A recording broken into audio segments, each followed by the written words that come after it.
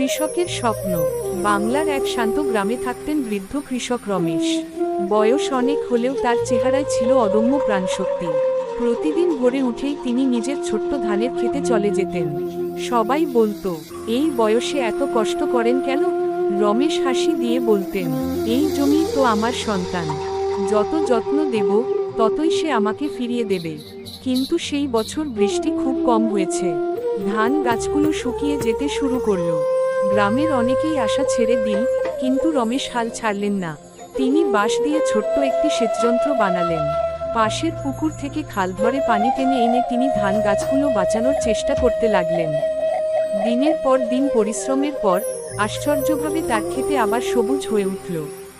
বৃষ্টিহীন সেই বছরেও রমেশের খেতে হলো গ্রামের সেরা ধান। গ্রামের মানুষ অবাক হয়ে বলল, তোমার জাদু কি রমেশ কাকা? রমেশ শান্তভাবে বললেন, জমির প্রতি ভালোবাসা আর পরিশ্রম, এটাই একমাত্র জাদু। বাচ্চারা কার্টুনটা যদি ভালো লাগে তোমরা সবাই সাবস্ক্রাইব করে চ্যানেলটাকে শেয়ার করে দাও। তাড়াতাড়ি সবাই সাবস্ক্রাইব করে নাও, আরও নতুন নতুন ভিডিও আসবে, তাড়াতাড়ি নোটিফিকেশন অন করে নাও, সাবস্ক্রাইব করে নাও। তাই সবাই তাড়াতাড়ি রেডি হয়ে যাও, সাবস্ক্রাইব করে নাও।